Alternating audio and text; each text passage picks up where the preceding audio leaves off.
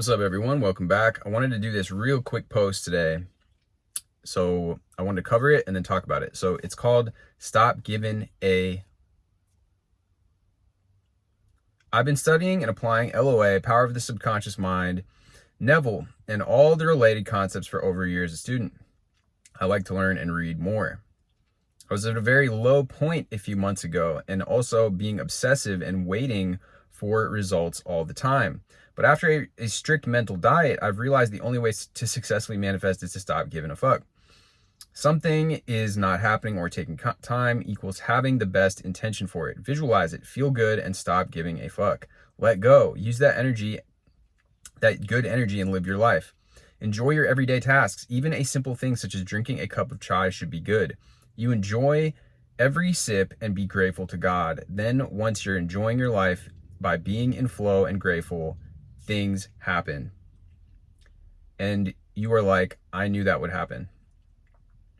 Yeah. That's the type of energy that we want to go for. I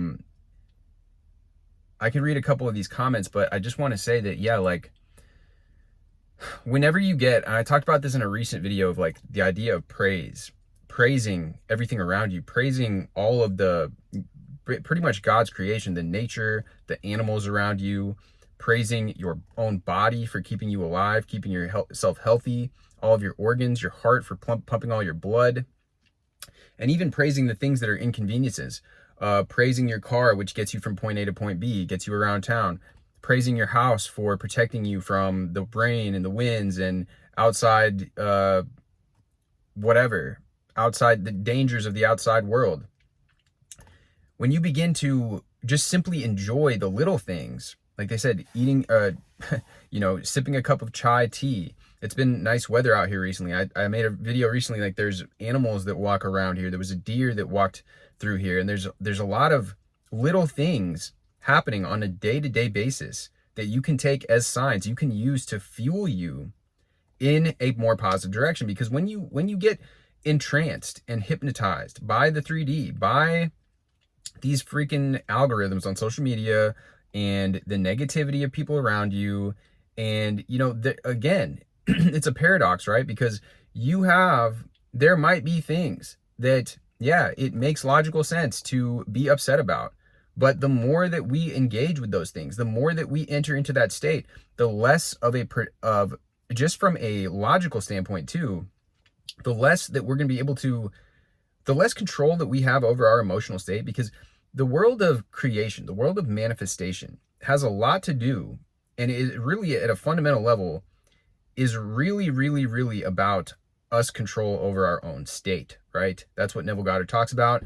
We know that your emotions and your feelings and all these things go hand in hand with with your state. And when you really begin to have control over your emotions, embrace the principles of Stoicism, which is to say that I'm going to lead my own emotions. I'm not going to be led by my emotions. I'm not going to allow my amygdala, which is that part of the brain that just senses the fight or flight and gets us into survival mode, creates all kinds of stress in the body. I'm not going to just allow myself to give in to all kinds of fear mongering and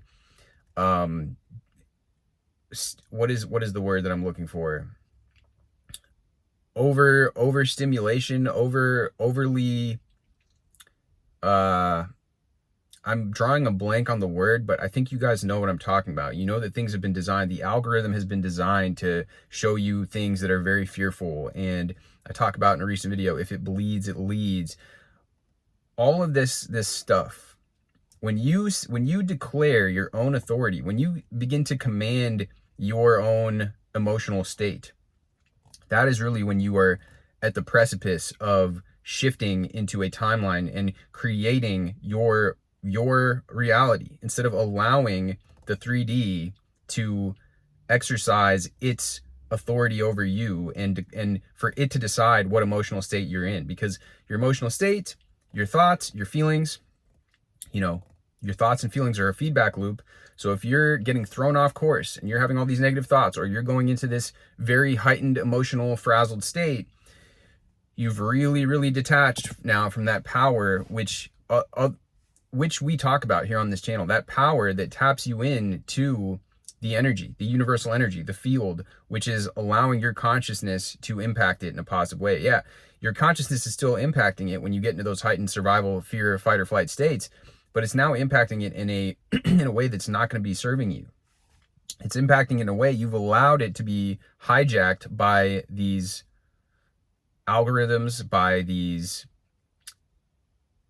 people, the people who control the media, the people who control what it is that you see, the people that control the narratives on that are being fed into the mass consciousness, like the pendulums, the egregores, which contribute to really a state of mental illness, to be quite honest with you guys. I mean, in a recent video, I put out a chart, which is over 70% of Gen Z identifies as being somebody who mental illness is a part of their identity. And we've entered into this collectively by allowing ourselves to be at the beck and call, pretty much, of the messaging that is being outpoured into our culture, into our society. It's about taking back your control. And, you know, throughout different periods of human history, people have entered into what's called mass psychosis because they've allowed themselves to be basically swept up. And, you know, there's all these people, all these philosophers and political philosophers and really propagandists and people who study advertising, propaganda, mind control, which are real things. You know, people want to sweep this under the rug as if it's all a bunch of conspiracy theories, but, you know, the CIA there's all these books. Edward Bernays has a book called Propaganda where you can read about what he's talking about. CIA Project, what is it? Not Project Paperclip, but the MK Ultra, all of these things, right? There's declassified documents about this, and people have been studying this for a long time. I mean, advertising, they use it in advertising a bunch, but it's also being used on all kinds of different levels. And really all this is to say right now is, like, when you detach and when you're able to, and it's easier said than done, but when you're able to live in this instead of being so swayed by this end of the kind of spectrum, or so swayed by this end of the spectrum, where you lose your own neutral, like, that's what us as human beings, we have this tendency to think that our thoughts are our own, but we're just picking up on thoughts. We're picking up on thoughts telepathically from those around us. We're also absorbing the thoughts from those that we hear in our surroundings. And then we think that they're our own thoughts. We think that they're our own ideas, but we've deluded ourselves into thinking this. Even our own thoughts, which we come up with on our own, very well could be, we pick them up from the people around us, almost in a telepathic manner.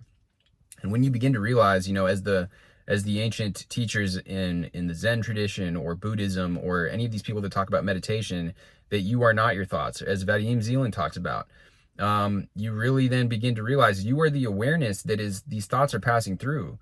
And a lot of the times we think these awful thoughts, maybe even about our own selves, but if we heard somebody else saying that about themselves, we would say, hey, that's not true. But for some reason we believe the thoughts. Like, there's so much that goes into thoughts. I could spend an hour long talking about it, but I just wanted to, you know, this right here, I'm going to read this comment and then wrap up this video. This person says, we're constantly manifesting. It's not just something you learn to do one day, and it's not really a technique. The issue is now you're consciously aware that you're manifesting in everything and have become hyper-focused on it and become impatient with the results in the 3D. Things move a bit slower. Thoughts create your current reality. If things manifested quicker, every thought you had would pop up instantly. So basically, if we were in a higher dimension, if you thought of a rabbit, it would appear in front of you instantly. Right.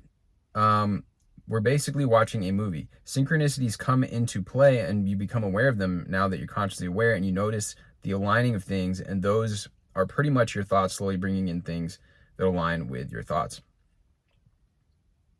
the less resistant you have towards a thing, it comes a bit quicker, which is why you think about a Lamborghini and they will pop up instantly. Or if you have a strong belief in your subconscious towards something that like that, everyone is,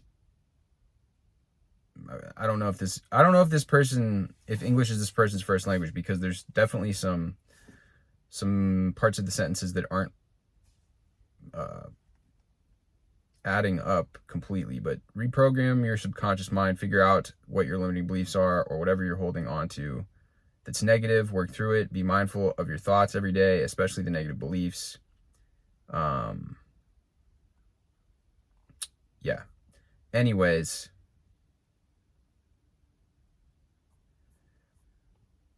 the last thing I'll say about this is like, everybody recognizes when somebody feels this inner confidence about themselves, right? It's charming, it's magnetic, it's charisma. The type of people that, and I'm not saying it's not even a type of people, because we all get this way about certain things. There might be somebody who's very confident in, like, for example, there's people that are really confident when it comes to relationships. They're very socially smooth, but when it comes to their bank balance, they get stifled, they get worrisome, they get fearful. And really, this energy that you have where it's like, I know it's coming to me. It's a combination. It's not one way or the other. And that's what we always have to understand, is it's always this balance, because it is important. It is important if your bank balance is the negative. It is important if you don't have enough money to even pay your taxes. Like, some bad things will happen if this occurs. But at the same time, you have to understand that the over worrying, the doom scrolling and the doomsday type of thought process isn't going to help. And watching and worrying about which political candidate is going to win, we all get caught up in this, especially right now. But it's really important for us to understand that ultimately we have to, and we can create, we all are living in our own bubbles of reality. And so us relying on one thing or another really is not, when you understand, the concepts that we talk about here on this channel, you really got to understand that at the end of the day, you are your own savior. Nobody else is coming to save you. And when you stop caring so much about the outcomes of external things, you take your power back, and you're able to then be in alignment with the version of yourself that's able to create your own bubble. So that even if everything around you looks like things are going downhill, you're still able to create possibilities for yourself. Just because you see this doom and gloom narrative on the television screen or in your social media feed, or from the people that your family members, what have you, doesn't mean that your life has to go down the tubes, down the toilet. There's countless people that have gone against the grain all the time. And, people that have gone through absolutely terrible, terrible things, way worse than you or I. And I'm not saying that to make light of what's going on for you, but I am saying that people are even, have dealt with such horrific things and still made that, what Viktor Frankl said in The Man's Search for Meaning, it's the only thing that we have power of control over is our attitude. And when you really, really embrace that and start living that, instead of just kind of thinking about these ideas in a theoretical level, but really understand that that's where our power lies, is in our attitude, is in our frame. Are we going to look at the glass is half empty or the glass is half full? That's how we continue to go on, because otherwise it's very easy to get consumed by that outer 3D reality. So when you stop giving a fuck, now you can really reclaim your power back. I mean, I know these ideas, it's like we could hear them again and again, but it's very important for us to understand this, because we become forgetful and we get re-hypnotized by the 3D again and again and again and again. And I know how it can be very easy for us to fall into that again. So just a reminder to be grateful for the little things, really, really begin to show that appreciation. And the more that you begin to be appreciative of even just your neighbor waving at you, even just the community in your neighborhood, even just the basic, most mundane things that you previously took for granted and previously overlooked, the more that you will begin to operate where you are now on a frequency where you are sending out and emitting something that is going to correspond. You're going to get more things that correspond with that appreciation that you're sending out, rather than reflecting the negative bullshit that is popping up from the 3D. With that being said, guys, much love as always. Drop this video with a like. Hit me with a subscribe. I will see you guys in the next video. And if you're interested in the book that's coming out soon, click on the link in the description. You'll be added to a list where I will be releasing it very soon. And with that being said, guys, I will see you guys in the next video.